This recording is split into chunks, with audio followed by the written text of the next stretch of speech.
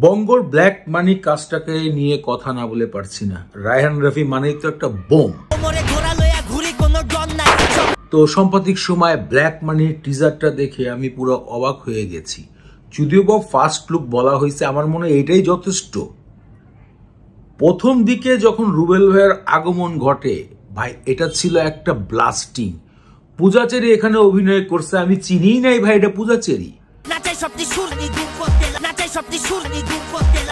এখানে অভিনয় করছে প্রার্থনা ফারদিন দিঘির বাবা, তাকেও চেনা যাচ্ছে না। শেষ মুহূর্তে এসে কি ডায়লগটা মারলো সুমন ভাই, দেশি না বিদেশি? দেশি না বিদেশি? হ্যাঁ, মানে কোনটাকে রেখে কোনটা কথা বলবো সেটাই তো বুঝতেছি না ভাই। আমার এই ছোট মাথায় কি এত কথা বলা সম্ভব?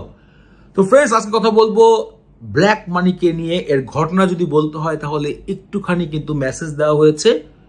গ্রামে বা কোনো একটা জায়গায় ট্রাক এসে ব্রেক করেছে, ট্রাকে রয়েছে প্রচুর পরিমাণ টাকার বস্তা। টাকাটার খবর পেয়ে দুটো গ্যাং একসাথে পড়ে গিয়েছে টাকা ধরার জন্য। গ্যাংয়ের পিছে পড়ে গিয়েছে পুলিশ বাহিনী, এবং দুই বাহিনীর ভিতরে কথা হচ্ছে টাকাটা কোথা থেকে আসলো, কার টাকা, এটা কি কালো টাকা? Yes, black money.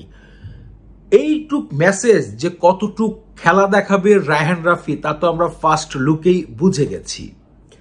এখন আসেন এখানে আমাদের বাংলাদেশের খ্যাতিমান নায়ক রুবেল ভাইয়ের যে কামব্যাকের স্টাইল, পিছন থেকে মেশিং ব্যান্ড হয়ে যে ভাবটা নিল, এটা ভাই ও মাই গড, এটা একটা পুরো যেন মানে বলিউড, হলিউড, তামিল মামিল ফাড়ায় লাইছে রুবেল ভাই এই লুকটা। ইয়েস, মানে রুবেল ভাই যে একদিন চান্দি হয়ে ঘুরতেছিল, আমার মনে হয় এই একটা লুকের জন্যই রায়হান রাফির কাছে যখন পড়লো রুবেল ভাই যে আসলে কি একটা খেলোয়াড়, সেটা এখন প্রমাণ করার সময় হয়ে গেছে। অলরেডি আমরা দেখেও ফেলেছি।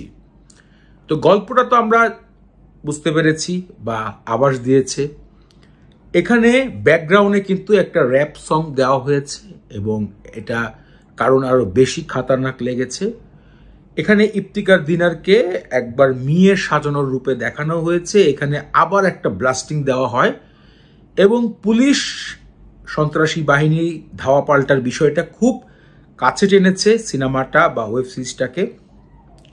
রায়হান রাফি বঙ্গর সাথে যে কাজটা করতেছে, আমি মনে করি বঙ্গ ওটিটিটা এতটা অগ্রসর হতে পারেনি। লাস্ট টাইম মনে হয় হোটেল রিল্যাক্স করেছিল অমি ভাইয়ের, সেখানে মানুষজন একটু হুমড়ি খেয়ে পড়েছিল।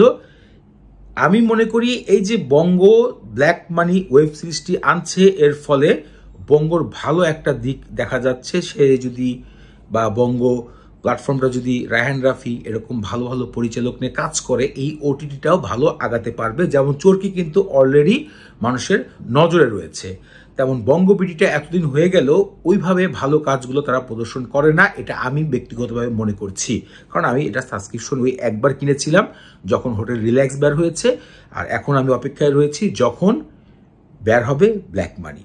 তো এখানে তিনজনকে বেশি চোখে পড়েছে আমার। তার মধ্যে হচ্ছে রুবেল ভাইয়ের অ্যাকশন, ইফতিকার দিনার এবং সুমন ভাইয়ের লাস্ট ডেলিভারি মেসেজটা, যে মালটা কেমন, দেশি না বিদেশি। তো এইটুক জিনিস আসলে চোখে পড়ছে। আর এদিকে ইফতিকার দিনার সাহেব যেই লিপস্টিক লাগাচ্ছিল, এটাও আমার কাছে খুব অ্যাট্রাকটিভ লেগেছে, এবং মনে হচ্ছে যে কি কারণ বা কি ঘটনা হতে চলেছে সেই জায়গায়। পূজাচেরিকে আইটেম সঙ্গে দেখা গিয়েছে, ভালো লেগেছে, এবং বেশ কয়েকটা চরিত্রে প্রার্থনা ফারদিন দিঘির বাবাকে দেখা গিয়েছে, তিনিও একটা ভালো ক্যারেক্টার প্লে করবে এখানে। এখন আসেন এই ওয়েব সিরিজটা কেমন হতে পারে, এটা বলা বা এটাকে আলোচনা করা আসলে একটু বোকামি হবে। তারপরেও বলি, রায়হান রাফির কাজ মানেই কিন্তু একটা বিষয় মনে রাখতে হবে, সেটা হচ্ছে তিনি একটা পয়েন্ট খুঁজে বের করে। হয়তো ওই ঘটনাটা ঘটেছে, কোথাও হয়েছে, এই ঘটনাটা মানুষ জানতো, ওই মেসেজটাকে তিনি বন্দি করে এবং সেটাকে দিয়ে তিনি একটা গল্প সাজায়। তাই তার ঘটনাগুলোকে মানুষ খুবই স্পেশালভাবে গ্রহণ করে। আমি এই জিনিসটা রায়হান রাফির ভিতরে সবসময় দেখি, এবং তাকে আমি মনে করি বাংলাদেশের একজন টপ লেভেলের পরিচালক। এরপরে আসেন তার সিনেমার যেই সাউন্ডের কথা দেখেন, এখানে যেই ব্যাকগ্রাউন্ডে তিনি একটা র্যাপ সং দিয়েছেন, এর ফলে দেখা গিয়েছে কি পুরো ট্রেলারটা উত্তেজনা হয়ে গেছে। মানে একটার পর একটা শর্ট পরিবর্তন হচ্ছে এবং মানুষের উত্তেজনা বাড়ছে। কি শেষ মেসেজ হবে, কি শেষ মেসেজ হবে, এবং মেসেজটাও ছিল একটা ফাটাফাটি। মালটা কেমন? এবং এই ডায়লগটা দেখবেন কয়েকটা দিন টিকটক বিভিন্ন শর্ট ভিডিওতে ভাইরাল হবে, বিভিন্ন জায়গায় পোস্ট হবে। এর পরের পয়েন্ট হচ্ছে কালার নিয়ে কথা। যদিও বা সিনেমার এই ব্যাক সাইডের বিষয় নিয়ে অত আমার অভিজ্ঞতা নেই, আমি যেহেতু ফিল্ম দেখি সেখান থেকে কথা বলি। তার যে কালারের একটা খেলা করে, কালারের যে একটা মিল রাখে, সেটা সবসময় একটু হাই লেভেলের। আপনারা লাস্ট টাইম দেখেছিলেন শাকিব খানের তুফান সিনেমায় উড়াধুরা সঙের ভিতরে শাকিব খানকে কালার দিয়ে তাকে একটা অন্য শাকিব খান প্রেজেন্ট করেছিল। ঠিক এই ওয়েব সিরিজেও কিন্তু দেখা যাচ্ছে কালারের বেশ খেলা দেখিয়েছে রায়হান রাফি। তারপরের পয়েন্ট নিয়ে কথা বলতে হবে, সেটা হচ্ছে অ্যাকশন।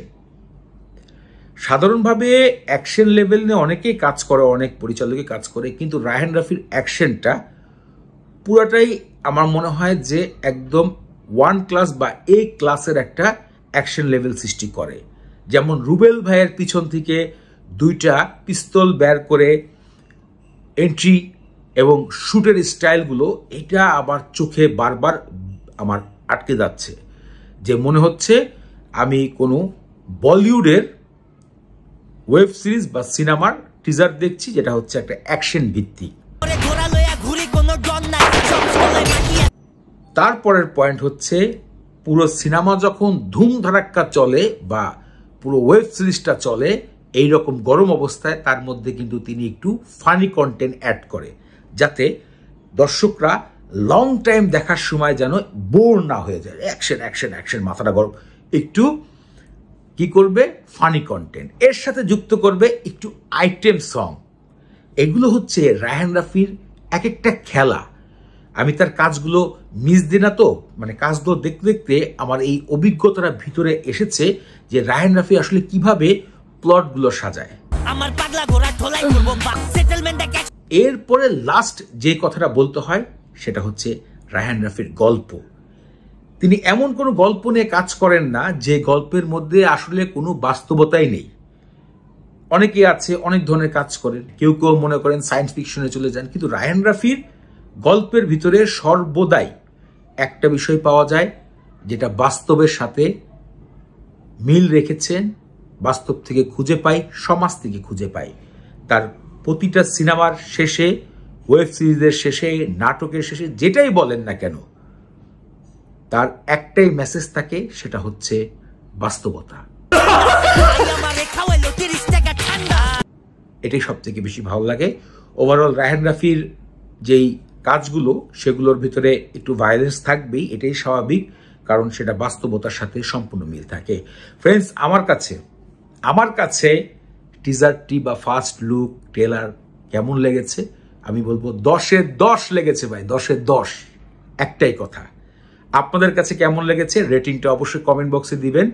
কবে আসছে সে নিয়ে আবার কথা হবে নতুন কোনো ভিডিওতে। আজকে এখানেই বিদায় জানাই, পরবর্তীতে নতুন কোনো ভিডিওতে দেখা হচ্ছে। ভালো থাকেন।